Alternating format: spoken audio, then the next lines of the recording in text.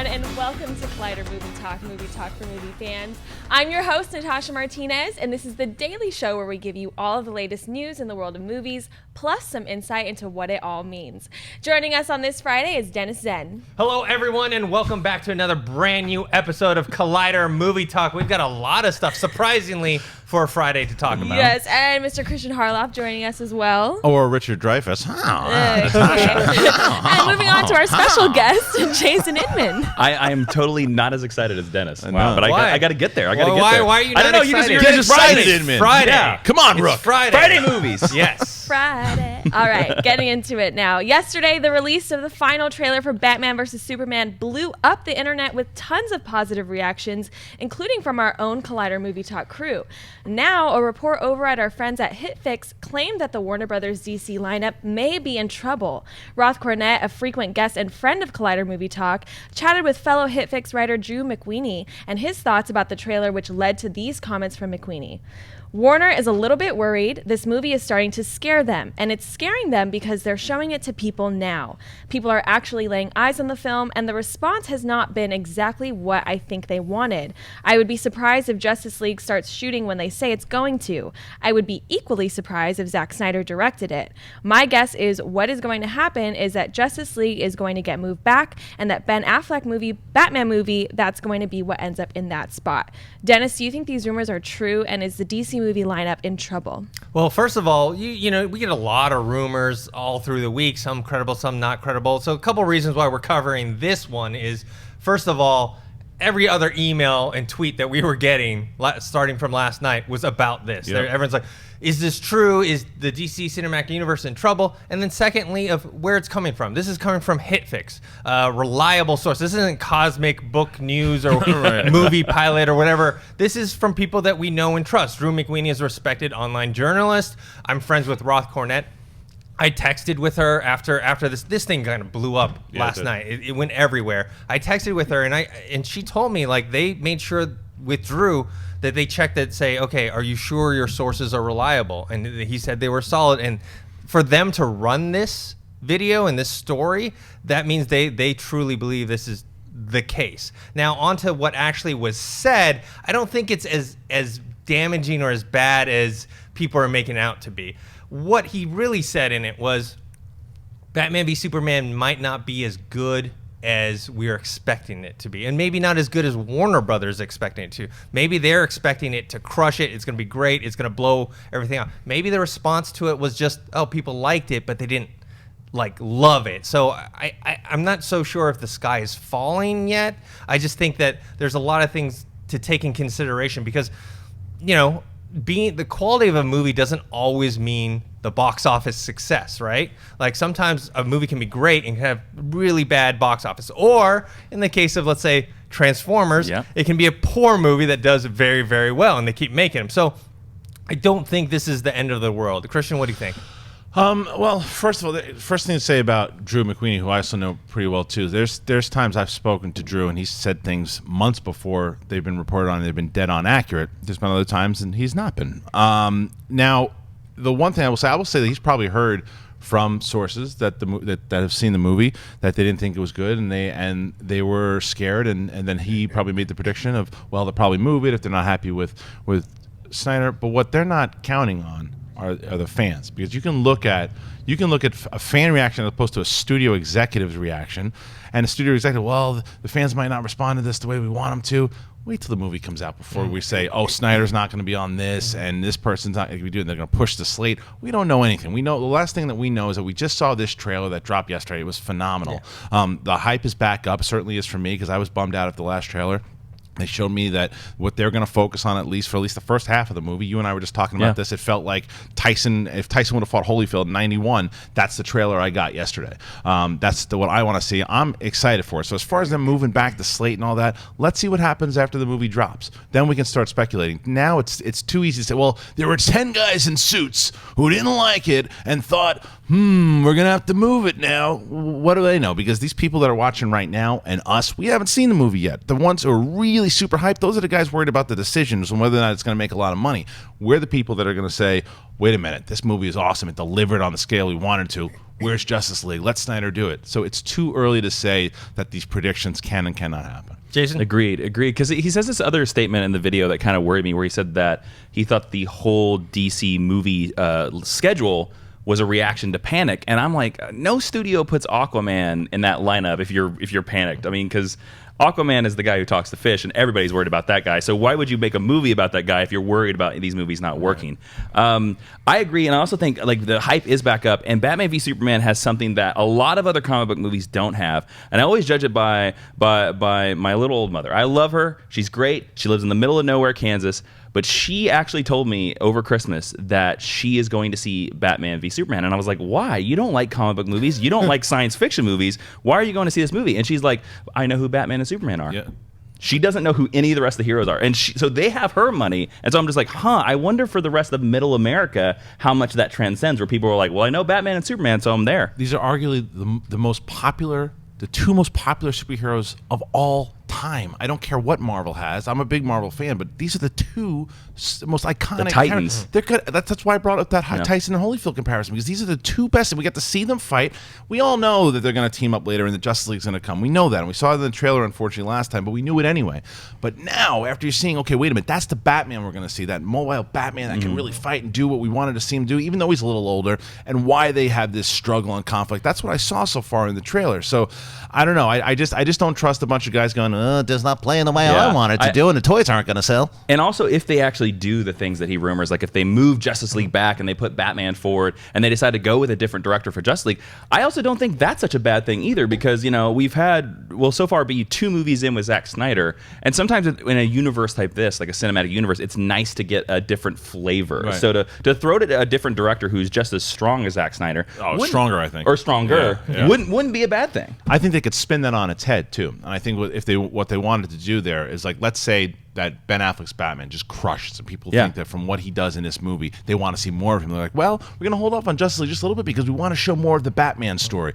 That, even if they feel like they want to move Snyder off of it and do something too, they could still play it to where it's like, let's get the Batman movie in there first, and we probably will all want that anyway, because I'd like to see, come on, a Ben Affleck directed Batman standalone film or standalone trilogy. Yes, please. Especially with the rumor started is that if it's based on that amazing DC Comics storyline Under the Red Hood, which is what the rumors are saying right now. That's what that movie's based on. That story is amazing. And in a movie form, that movie would kill. Yeah, and I'm with you where we have to wait and see what the box office is, because let's say it comes out and it kills it at the box office, then Warner Bros. Is going to be, what we were worried about, and then everything just goes ahead as planned. But if, let's say, it comes out and it's maybe lukewarm response and people, they go see it, but it's not as, the numbers aren't there. Like, kind of like, remember with Amazing Spider-Man 2, they thought like, we're going to get a lot of, but the critical they were reaction. Make like a Sinister Six universe. Yeah, all that stuff, and kind of halted all that stuff. Maybe that happens, and we get that situation where they do Batman first. I mean, Drew in that video did say like that the things that he's been hearing is that Ben Affleck is great as Batman, and so is Jesse Eisenberg as Lex Luthor. Mm-hmm. Who knows? Like, maybe they just want, like you said, want to emphasize Batman in his movie coming out before Justice League. I always was of the opinion before that I felt like they should have done all these solo movies before doing Justice League anyway. I was too for a while, but then they're behind in regards to what Marvel's doing right now. They're just behind, and look at it. Like we've got Batman v Superman now, then we have Civil War. I think it's kind of smart for them to do it first, because originally I was like, why don't we get a Man of Steel sequel first and then a Batman movie, set it up first. Unfortunately they don't have the time to do it. So I think that the way that they're doing it actually right now kind of works. I think it works to where they set up the two icons going at it, and then you get Suicide Squad, and then Wonder Woman, and then Aquaman, and then you come in for Justice League. I think then by that time when we finally get Justice League, I think it could work, because I think that's the Avengers. Their Avengers doesn't come out until maybe it'll get pushed now. And I agree with that too. Like, I've always been for, like, I have no problem with them going to Justice League, because some of DC's characters are a little strange. They're weird aliens. They're half cyborg characters. They're the king of Atlantis. And I feel that sometimes introducing them in a solo movie first would be a mistake. Whereas if you introduce them in the team, make the world be like, man, that guy with the beard and a trident's really cool. Right. I want to see his movie now. It's the better move. Yeah, but I mean, that's what we said about Thor, too. You know, we're like, oh, we don't know if Thor's going to, go over with the mainstream audience. It's kind of weird, a little stranger than what we're used to with Iron Man. But the difference, I would say, is that most of the Avengers are mortals that get, like, radiation and get a power, whereas most of DC's characters are almost gods. Like, it's the King of Atlantis. It's a space cop with the most powerful weapon on a guy who can run at the speed of light. They're hard to relate to. You can't start off at a human base. You have to start from a base of wonder. Okay, here's the question, though. So let's say, I don't know, whatever happens, but they decide to push Batman, the solo film, first. Let's say Ben Affleck, he's going to star in it, and let's say he's directing it. It kills. Should Ben Affleck direct Justice League instead of Zack Snyder? Yes. Yeah. Okay. All right. That's it. All right, let's move on to the next topic. The highly anticipated R-rated superhero movie Deadpool starring Ryan Reynolds opened nationwide last night, and things are looking very good for the film as it has set a new record for a Thursday night opening of an R-rated film with $12.7 million, beating the previous record of $10.4 million set by The Hangover 2. Kristian, what do you think of these numbers, and what will Deadpool make this weekend? Well, I think the numbers are pretty telling, but I think that as far as what it will make, I think it's going to make $76 million for the opening weekend. It was, I mean, I think 100 is a little bit of a long shot, but I'm never counting Schnepp out. I'm never counting him out because that guy's... he predicted Guardians of the Galaxy. Galaxy, the Star Wars thing. Whenever Schnepp bets on the one movie that's getting it's going to do better than expected, and he goes all the way over, and you're like, you're crazy. Yeah, we think he's ludicrous. And he always hits it. So I wouldn't be surprised if it hits 100. I just think 76, 77 is more realistic. But again, a rated R film doing that, and the fact that it beat Hangover last night. What did Hangover make opening weekend? I don't know the opening weekend, but they just said 10.4. Yeah, for that Thursday. opening I'm curious because I just think that this movie, even for the people that saw it last night, I was getting tweets because after people saw myself and Mark's review, they watched it, I don't know, afterwards or before, and they came back and they were tweeting like, fans are losing their minds the way that we did. There are some critics that maybe, I think that what it is when I was hearing some other critics talk about the movie, it's either you get what they were going for or you don't.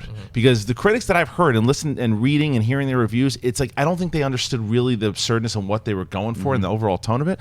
But these numbers last night tell this movie's going to be a beast. I think Hangover 2 was around the 90-something million for the weekend. It also helps that this is a 3-day weekend with President's Day on Monday. A lot of people on Sunday night are going to go out that normally wouldn't go out. I'm going to predict probably 66 million. I'm going under what you're saying. Wow. Yeah. I mean, I originally wrongfully predicted this is in my defense. This was before the marketing campaign, which is brilliant, right? Yeah. I was like 40 to 50, right? Because Deadpool before this marketing campaign was not a well-known character. No. It was well-known amongst, us fans. geeks or Yes. whatever, right? But the casual fans had no clue. Like, Natasha, did you know who Deadpool was before this marketing campaign? No. Most I didn't people- know who he was until I saw the gun right in his Okay. pelvis. I mean, You're most like, it tells me everything. Most people who saw him was like, who's that? Like Spider-Man's cousin or something Right. like that? Right. Yeah. So Spider-Man's I- cousin? I think that it's going to do very well. I just don't know because it's an R-rated film. I don't think it's going to hit. I mean, I could be wrong. Schnepp's always, predicting all these things, but I just don't see it going to 100 million. I think maybe it's going to go to 70. I'm going low end 60 something. You're going 70 something. See, I'm going high. I say 81. Okay. I agree. I wouldn't think be surprised. I don't think No. it hits 100, but I think from the word of mouth that I've seen, and I haven't seen it yet. The word of mouth that I've seen online, like there's a lot of positivity, and I think we'll get a lot of double viewings this weekend. I'm actually more curious about Deadpool the second weekend. Will the word of mouth carry it through the second weekend? It doesn't have much competition. Yeah, that's true. But I think it'll. I think 86. I'm more positive than you guys on this. I think it'll really connect, and I think we'll see a lot of people do double, triple viewings this weekend. I think, I saw it twice. I saw it again last night. There you go. Yeah, I ran into some Movie Talk fans. It was cool chatting with them, and everyone seemed to love it. And I think they will get repeat. Are you going to viewings. see it again? I'll probably see it one more time. Probably not. Definitely not this Did you weekend. see it in the Prime? I saw it in the Was Prime. it awesome in the Prime? Yeah, yeah. I mean, I love that go. theater. I I actually watched the last showing of The Revenant before I watched Deadpool in the Prime. Nice. So I think people will see it over and over, and then hopefully word of mouth carries it. Okay. All right. What's next? All right, this is Kristian's favorite story of the Oh, day. all right. Paramount has set release dates for the next 3 Transformers movies, and they all come a year apart from each other. The next installment, Transformers 5, will open on June 23rd, 2017, the same day as Warner Brothers' Wonder Woman. Transformers 6 will fall on June 8th, 2018, against Godzilla 2, and finally, Transformers 7 will debut on June 28th, 2019.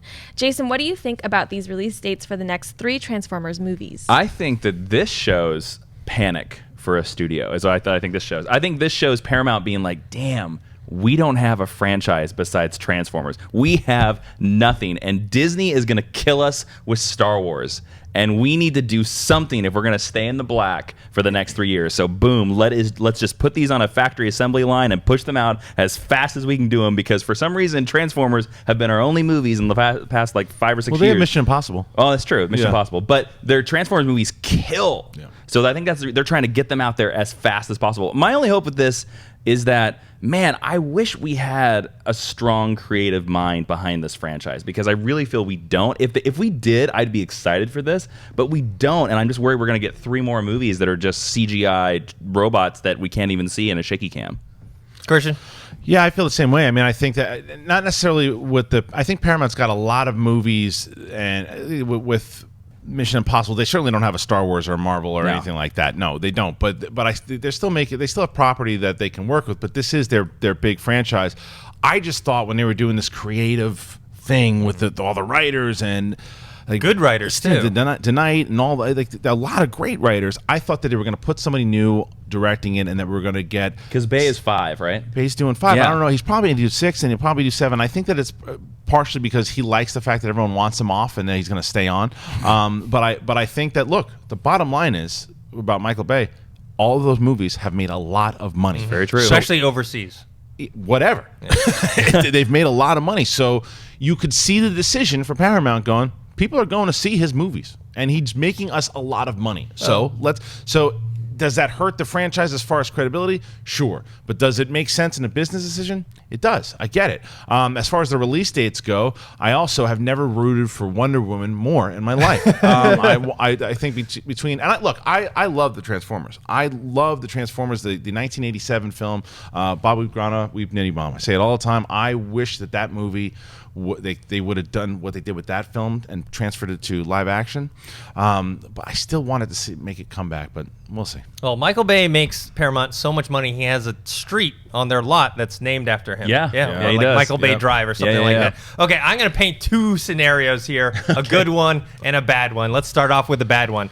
The bad scenario is what you're saying. They're desperate. They need to get these movies out as fast as possible because they want to make money. They're just going to squat down and crap out these 3 movies because they're coming one after another, right? What a metaphor. And then following your situation where, okay, Michael Bay's going to direct all 3 of them because, he just, they're going to throw a ton of money at him. He's just going to do it. That's exactly what's going to happen. And maybe he yeah. just wants to rub it in our faces, right? Good scenario is, and this is possible, he can't do these all 3 movies because, remember, how long has it taken him to do, the other ones? They don't come out year after year after year. Is he really going to want to sit down and do them unless he pulls like a Lord of the Rings and shoots all of them at the same time and they like put them all out? Which is possible. Here's the thing though with him though, to say what you want about the guy in regards to what he puts on screen, he is a hard worker. Oh yeah. And if he's given that task, I can say everything I want about how crappy his movies are. The guy will if they say we need you to do this job, he gets the job done. Yeah.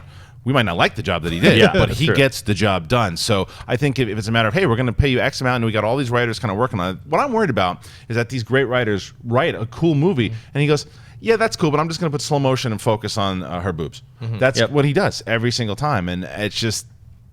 I mean, to be fair with him, the scripts that he has been working with aren't exactly like he's not like he's ruining these like gems. No, of but script. he's the one giving the of course he's always in the room. He's the No, one. Let's do that instead. I mean, he's the guy in power, right? Yeah. It's not a first time director that studios are pushing him it's gonna to have do. it's gonna have his flair. It's gonna have his style. It's gonna have his one-liners. Even if they write like great lines, there's gonna be certain times where he's gonna be like, "Nah, say this instead." Okay, and it's gonna be the dumb fart joke. I haven't seen 13 Hours, but you have, right? Yeah. Does that change your mind at all? No.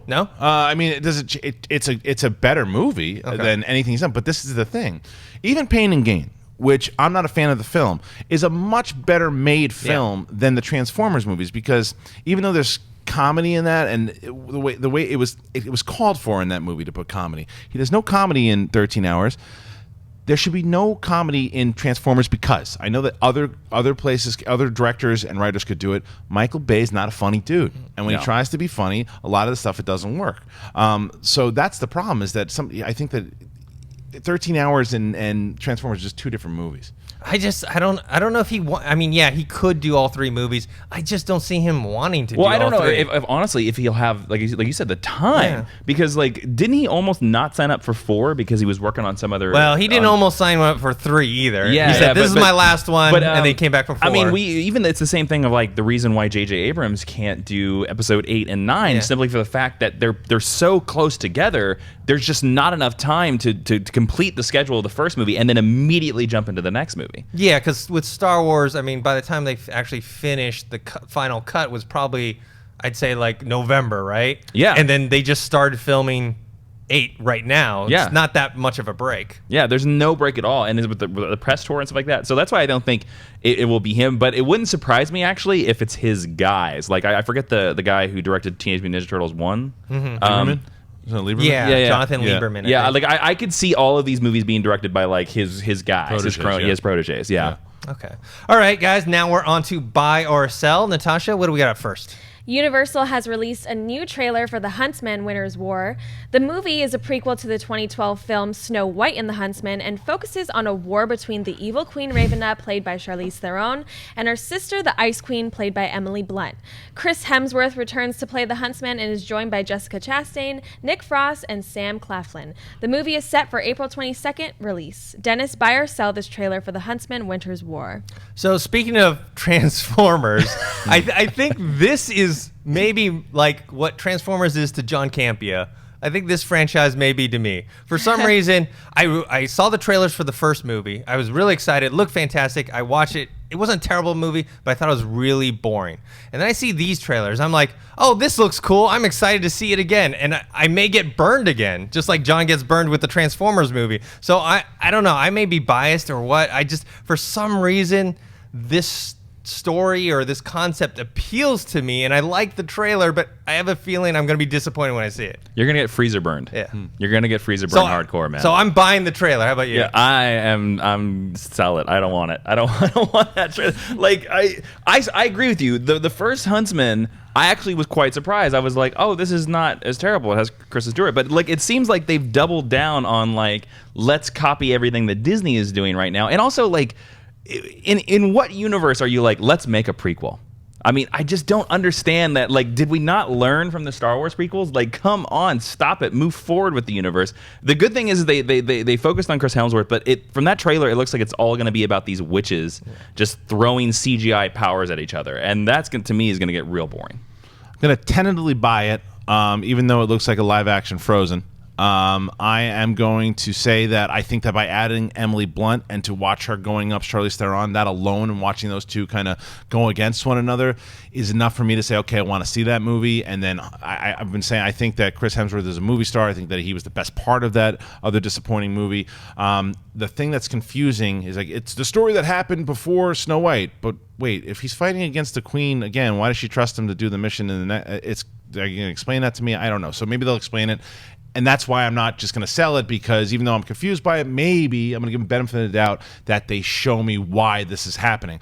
I don't really agree that they can't do a prequel well, and I don't think it's fair to judge it on the Star Wars prequels, because just the fact that it was that they were prequels isn't the biggest issue for me with those. It was just the execution. So I think with prequels can work. If they're executed the right way. And I think that if you do this and you tell me a story about the Huntsman in general and you don't try to just don't confuse me. But it's Emily Blunt versus Theron that I want to see. Well, it's been a while since I saw the Snow White one. Did the Huntsman ever refer to him fighting Charlize Theron's Before, character that's what I'm before? saying. Like, Yeah. No. wouldn't that be something he would mention to Kristen Stewart? Well, the other Snow interesting White? thing about this trailer is they make it think that like the Huntsman is not just that's what he does. Is that they're an army called the Huntsmen. Right. And it's also it would be a crime not to mention Jessica Chastain as well too.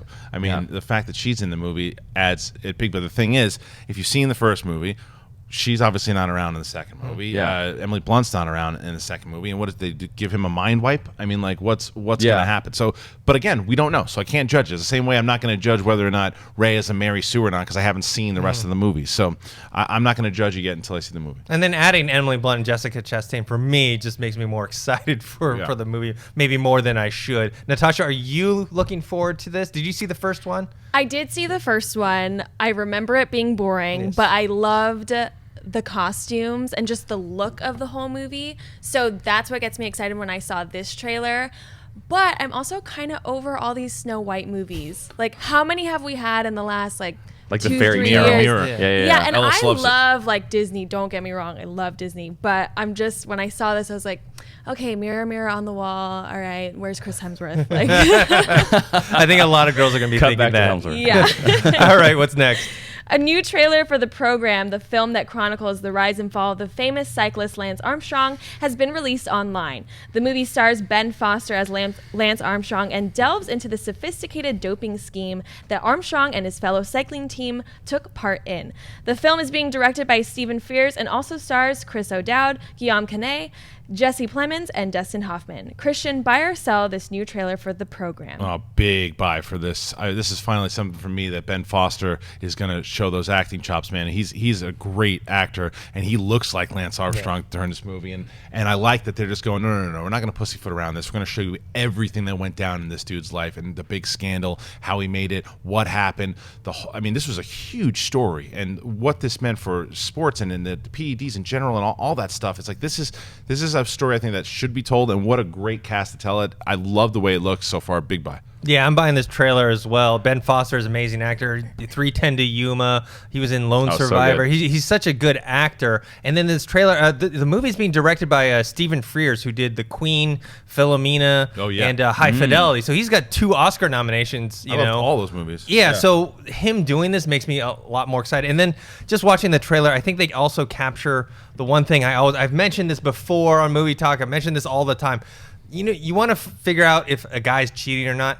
What do they always do? They point to the tests. They never say, no, I didn't cheat. No, I don't do this. They always go, I'm the most tested athlete, or check the test. Have I ever been caught? They always point to this other thing that doesn't really prove whether they're cheating or not. They're just saying, okay, this is how you know I'm not cheating is you look over here, over here. Right. So and they got that in the trailer. Jason? I agree. I totally buy this because just for the fact of Ben Foster, like you guys were saying, like is one of those actors like 310 to Yuma. He's amazing. He's an amazing supporting character actor in all these really great movies, and it's nice to see him get a starring role that hopefully will lead to some Oscar buzz for this actor. Yeah. Hopefully, will bring his power up some. When does it come out though? I don't. When is it released? Not sure. It comes out pretty soon though. Yeah, I think in April. I think it's forgotten. It might. I think it's in Yeah. April. Yeah, I think yeah, it's hard. I mean, look, Ex Machina came out in March of last year, right? March or April. Around that time. Around time, yeah. and it's still got some buzz, but I mean, it's That's true. It's tough. That's true. But total buy just off of Ben Foster. Okay. All right. What's next? Lionsgate has released the first trailer for the action thriller Criminal, starring Kevin Costner, Gary Oldman, Tommy Lee Jones, Gal Gadot, and Ryan Reynolds. In the film, Costner plays a death row inmate that is implanted with a dead CIA agent's memories, secrets, and skills. The film is being directed by Ariel Vraman and is coming to theaters on April 15th. Jason, buy or sell this trailer for Criminal? I read the description for this, and initially I was like, sell. And then I saw the trailer, and I was like, okay, I'll buy. I mean, I'll buy it on a Netflix Saturday afternoon. I'm bored, and I'll press the button. I'll be like, oh, Kevin Costner, you're way too old to be a spy. But I was just surprised by the amazing talent of the cast they got in this movie, because like this movie could have been, you know, like a sci-fi, like, oh, who cares? But like they put Gary Oldman in this thing, Gal Gadot is in this thing, Ryan Reynolds in this thing, Tommy Lee Jones in this thing. I think we are a little bit past, like Kevin Costner's gotten to this weird phase at the end of his career where he's trying to be the action hero again. Trying to do the Liam Neeson. Yeah. It's not quite working with Kevin Costner, but I think the cast is good enough that I think that this would be a fun, like, Saturday afternoon movie when you're bored. I don't know if I'll go see it in the theaters or not, like, you know, but for now, I say it's a buy. I'm gonna sell this trailer. It wasn't like terrible or anything like that, but it reminds me of a mix between that movie that just came out last year. What was that? Selfless or whatever? That's Ben Kingsley with Ryan Reynolds. More downloading of minds into people's bodies, and a mix with Kevin Costner's last action movie, 3 Days to Kill, which I did not like at all. It was so that gives me a lot of hesitation. The one bright spot for me is the director, Ariel Verroman. I don't know, pronouncing it right, but he directed this movie called Iceman, with Michael Shannon that I actually really liked, and he brought out a good performance by Michael Shannon. So that's where I'm kind of crossing my fingers. Christian, I'm gonna buy it. I'm gonna buy it with the hopes that it's not 3 Days to Kill. Because of the director, I think we have a shot that it won't be. Because of the cast, I do think that you're absolutely right, though, Jason. I think it's going to be one of those movies that you don't rush out to see in the movies, but if you catch it on maybe Netflix or cable, you go, all right, why not? That's cool. Let's why have not? a beer, enjoy. Yeah, that could be fun. I like the premise, the idea. It's always Ryan Reynolds getting either downloaded or downloading or getting a new life or whatever it is. So yeah, could this turn out to be an absolute piss box? Absolutely, yes, it could be. But what is this piss box? What is speak of? What is this piss box to speak of? But I'll buy it just on that jacket alone. It's a great jacket and a great haircut. Okay. All right, guys. Now on to our weekly Friday segment called Box Office Predictions, brought to you by our friends at AMC Theatres. This is where we predict the top 5 movies opening this weekend. Christian, why don't you start us off? All right, predictions from me. Well, I said already that Deadpool is going to make 70. I'll stick with 77. We'll say 77. So that'll be number 1. I think number 2 will actually be Kung Fu Panda 3. I think Zoolander garbage will come in at 3, and then Hail Caesar at 4, and Revenant closing out at 5. Wow. Jason? I think Deadpool's definitely number 1. I'm gonna give. Oh shoot! I forgot How to Be Single. Where would you put that? Where would you put that in your 5? Sorry, I would actually put How to Be Single at 4, and then I put I'd actually take Hail Caesar out and put Revenant at 5. Okay, nice. I Deadpool's 1. I'm going to give it to Zoolander for 2. I think there's going to be enough nostalgia there that will push it up. I think How to Be Single is going to be 3. I think that what else? Kung Fu Panda? I'll put Kung Fu Panda at 4, and I think Revenant still sticks at 5. Okay. Obviously, number 1, Deadpool. I'm actually going to go How to Be Single, number 2. I think it's going to capture that Valentine's Day weekend crowd. I know Natasha's looking forward to it. Right? How to Be Single? Yeah. Yeah. And then I think this is the one that I think most people are going to disagree with. I think Kung Fu Panda 3 is going to be number 3 instead of Zoolander 2. I think the hype, or not the hype, the anti-buzz, the bad word of mouth about Zoolander 2 is spreading. It's spreading, and I think that's going to hurt it at the box office. So that's going to come in at number 4. And I think Force Awakens is going to stick in there at number 5. Yeah. All right. I think people are just going to keep coming back to see it, you know? You're like, it's visiting grandma. It's all good. Yeah. All right, guys. So before we get on to Mailbag, I want to remind you we're going to take your live Twitter questions. How do you get them answered? Make sure to tweet us at Collider Video, and Natasha will pick out a few. But first, let's do a Mailbag where we answer your questions from our Collider Video at Gmail. HP Williams writes, "Hey Collider crew, I wanted to know who are some of your favorite actors on television and who on TV would you like to see more movie work from? I personally think that Grant Gustin has shown good work on The Flash, and same with Stephen Amell. Thanks, and bring on the filthy." Jason, who do you want to see? Are those two people you want to see more movie work from? Or you got others? I wouldn't mind seeing some more stuff from Stephen Amell. I know he's in Turtles too, so we'll see how that turns out for him. I have 2 that come to my mind. One of them is he's sort of been in a lot of movies, but he's been in television lately, and that's Justin Theroux from The Leftovers, because I think he has been killing it on The Leftovers, just carrying that entire show. And I'd like to see him lead some very deep and complex dramas. My second choice is a dark horse, and this is Michael Emerson from Person of Interest and Lost, because he has been a solid actor for 8 years doing these little tiny subtle things, and he just completely transforms in front of you, and he's so subtle, and I think that he needs to make the transition to some of these movies and be some of the supporting or like secondary characters in some of these larger big budget movies. I would love to see him make like a Bryan Cranston career move. Now, speaking of creepy, he played a creepy character in Lost, Ben. Ben Linus too. Yeah. Like I mean, just throw that in a movie. Like there's so many places that he could like really work and transform. He's such a strong actor that I think not enough people give credit to. Two of the ones I would have had before, but they've already transitioned to movies, were Idris Elba from The Wire and Luther, and then Benedict Cumberbatch from Sherlock. Those two now have they're mostly in movies now. Two that haven't made it yet are Jack Huston and Michael Kenneth Williams. Jack Huston played Half-Face, Richard Harrow in Boardwalk Empire, and Michael Kenneth Williams played Omar from The Wire and also Chalky White in Boardwalk Empire. They've been in some stuff here and there, but I think like both of those could make a big impact in movies. Kristian? I think Jack Huston, he was on my list too, and I think he's already he'll be we got him coming out. Ben-Hur and everything he's in, he crushes. He's just not the name yet. Another guy who went from he would TV and he's done TV and film, but he's starting to get a little bit more recognition in film is Kyle Chandler. I think Kyle Chandler to me is, and I think that now that he's got Manchester by the Sea. Is that the one that? Yeah, I think so. The one that got picked up at Sundance. Yeah, that's coming out too. But and he was just in Bloodline, so he's a guy that I'd like to see do a lot more. Yeah, I really liked your Kyle Chandler choice. Yeah. He was in Wolf of Wall Street, I think. Recently. Yeah, he's been in. I mean, he's been in films, and he was even in Spectacular Now. There's a lot of movies that he's in, but I just want. Wasn't he in Super 8? He was in Super 8. His dad in Super 8 too. But I just think that he's a guy that I wish would get a shot at doing maybe something on his own too, like being the lead. I loved him in Friday Night Lights. I loved him in Early Edition. He was just in Carol also. Yeah, Carol. Yeah. He played kind of douchebag character though. No, you know what though?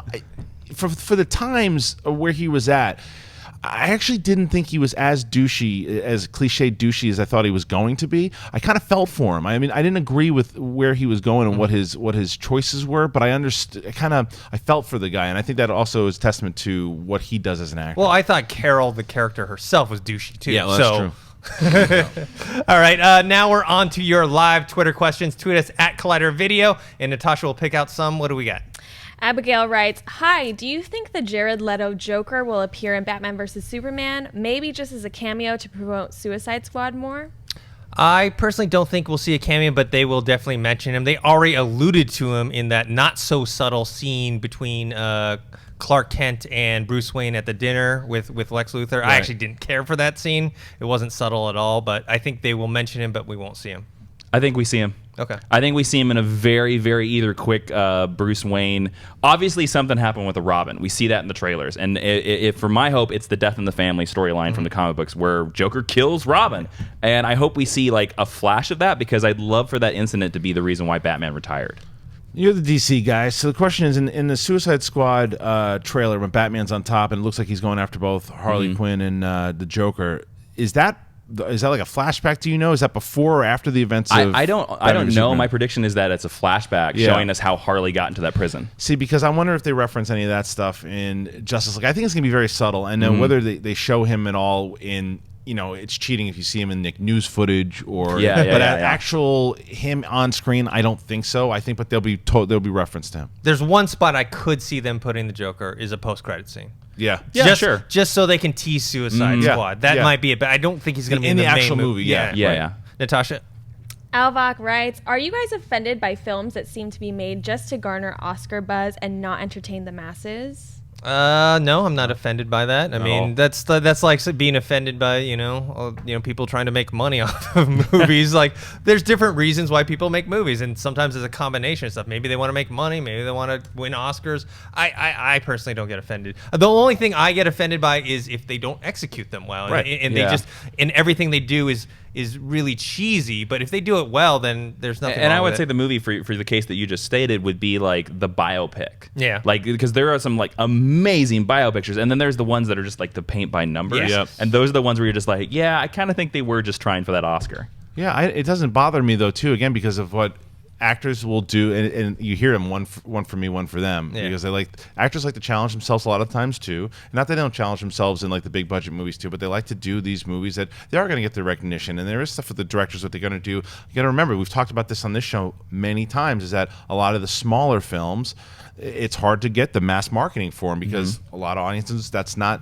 the appetite of what people want to see. So when they're making these smaller movies for the award, that's how you also get the notice. Because if you make these smaller films and they get Oscar buzz, you hear about them. You probably would have never heard about, maybe it's Carol or The Danish Girl, any of these things, but you hear about them because of the Oscar buzz. And now you want to see, oh, I didn't really know much about Eddie Redmayne. I want to see his performance in that. And you hear it because of the buzz, because of the Oscars and what it generates. So I think that it doesn't offend me at all. I actually really look forward to these movies. Sometimes it is just them shooting for the award, but it's part of the business. It's what they do, and you can choose not to see it. Yeah.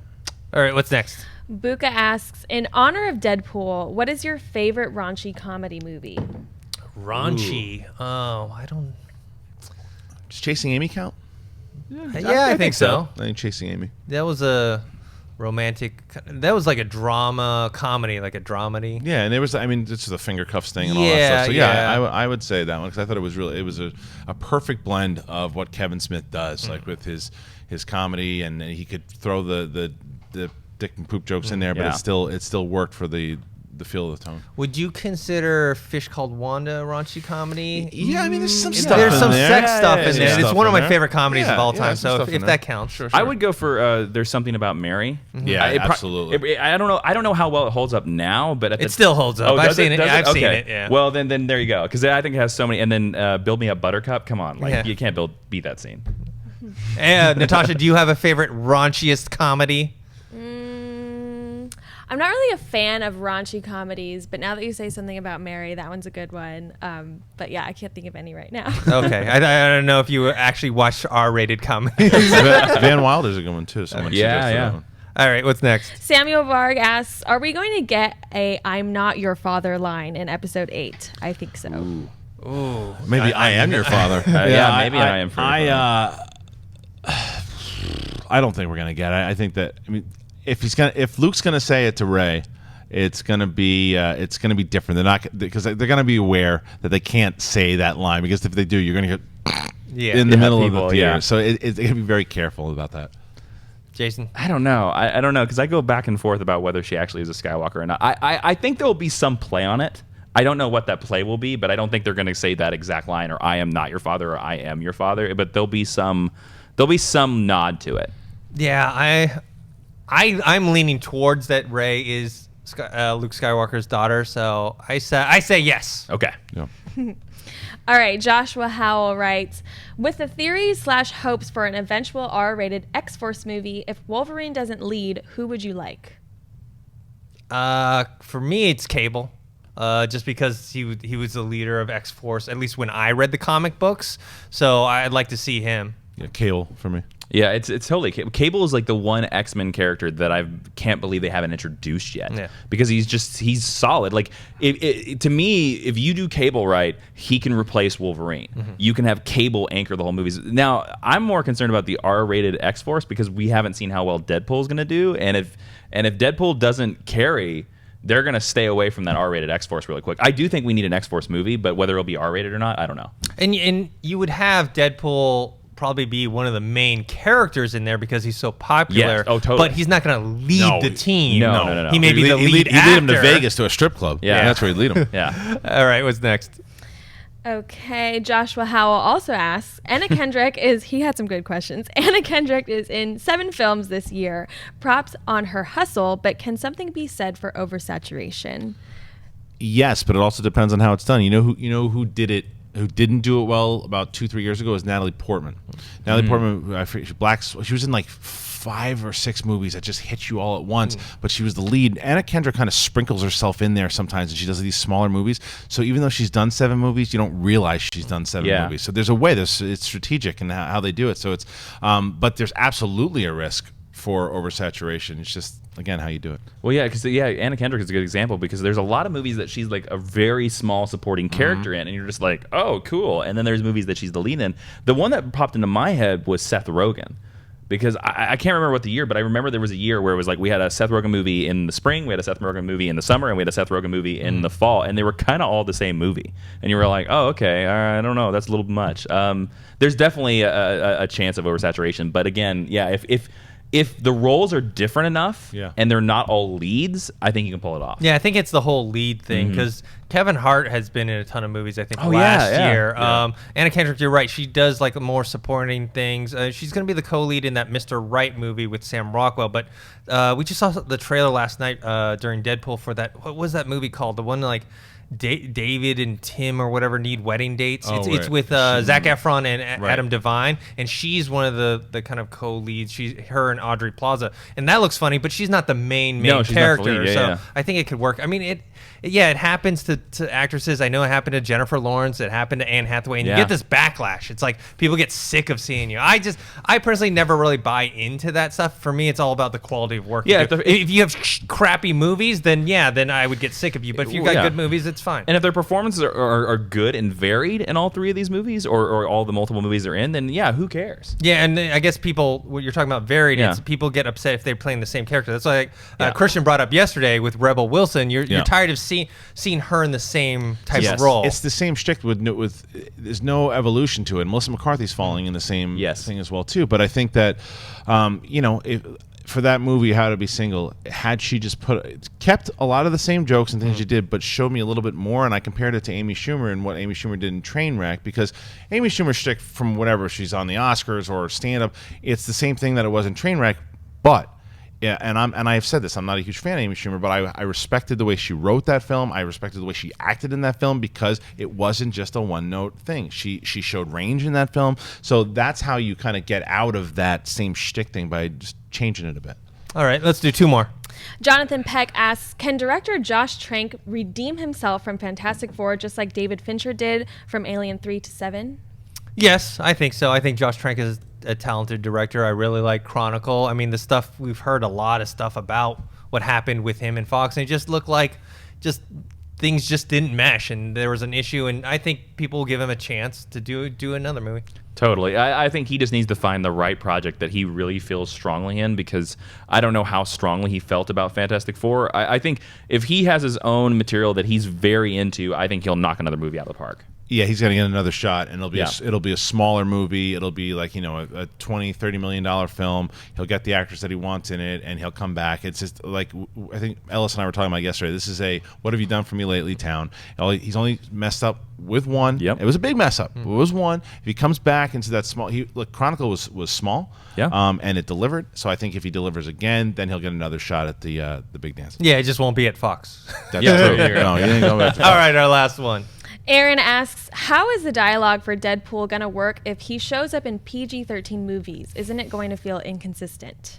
They're going to have to bleep him. That would be funny. Yeah, I actually think it would be funny if he's the only character who gets bleeped, because it would ride on top of that meta-ness that Deadpool has inherent in his character, that if he's the only character who gets bleeped and no other character brings it up. Yeah, we know it. I'd rather hear him bleep than have him exchange words for less offensive words, That way you get the intention of what he's actually saying. Now, devil's advocate, I'll put this. Deadpool comics, most of them are not R-rated comic books. They're mostly PG-13. Like, Deadpool doesn't really cuss in the comic books. So you could put Deadpool in a PG-13 movie. He would still seem like the comic book Deadpool. He just wouldn't seem like the R-rated movie Deadpool. But that's what everybody's going to be thinking about. Those R-rated Deadpool. So I think it was Schnepp that said it like months ago, that to try to beep him. I don't think that the beeping would have worked first. If you introduce him in a movie as PG-13, then beeping, then it's awkward. But now that he's been in the R film, and then you start beeping him, it could definitely work. Yeah, it plays with what you think of the movie. They're the studio censoring Deadpool and making him. Especially all you have to do is give him a line where like he says a line and he's beeped, and he's like, what is that? Yeah, Where did that come from? And everybody in the audience would die. Yeah, definitely. All right, guys, that's it for today's episode of Collider Movie Talk. I want to thank the people joining us at the table today. Jason, where can people find you? You can find me on Twitter, Instagram at Jawin, and also every weekday on DC All Access and the Collider Arrow Recap Show every Wednesday. Kristian? You can find me at Kristian Harloff, Twitter and Instagram, and every Thursday, Collider Jedi Council. If you want to check out, I put up a brand new review on Schmoes today. It was of How to Be Single, and check out our Deadpool review as well. Natasha? You guys can find me on Instagram at Natasha A. Martinez and on Twitter at NatashaAlexis_. And you guys can find me on Twitter at ThinkHero, on Instagram, Dennis.tzng. Make sure to subscribe to this YouTube channel. That's youtube.com/Collider Videos. Also, I want to remind you, we're not going to be here on Monday because Monday is a holiday. It's President's Day here in the United States. So we'll be back on Tuesday, and we'll see you guys then. Hey guys, if you like this video, click the thumbs up button. Also, make sure you subscribe to our YouTube channel. It'll help you stay up to date with everything we've got going on here at Collider.